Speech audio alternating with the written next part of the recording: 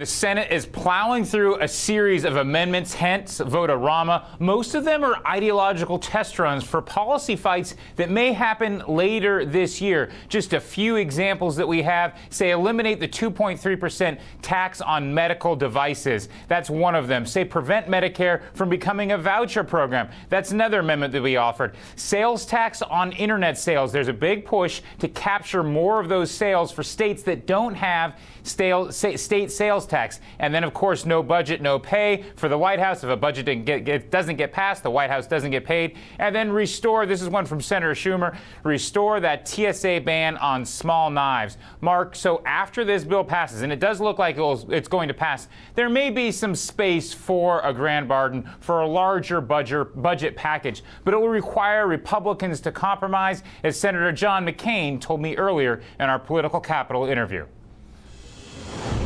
The question is will that translate into what I think we've got to do sooner or later, and that's a grand bargain.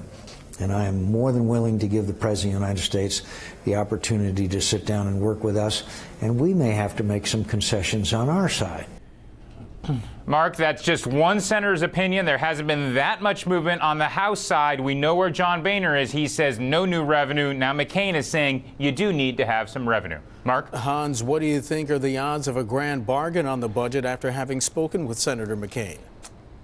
Well, look, I think we should temper some of the optimisms that's coming out of the Senate, or some of the movement in the Senate for a deal. There aren't really operative conversations taking place on the House side between House leadership and the White House on how you come to some sort, how do you get around this impasse of no taxes, no new revenues, and how you get the Democrats to move on entitlements. So yes, there is movement in the Senate, but in the House we still have the same position. And as we know from Speaker Boehner, if Speaker Boehner isn't on board, it's not going to get through the House. Mark?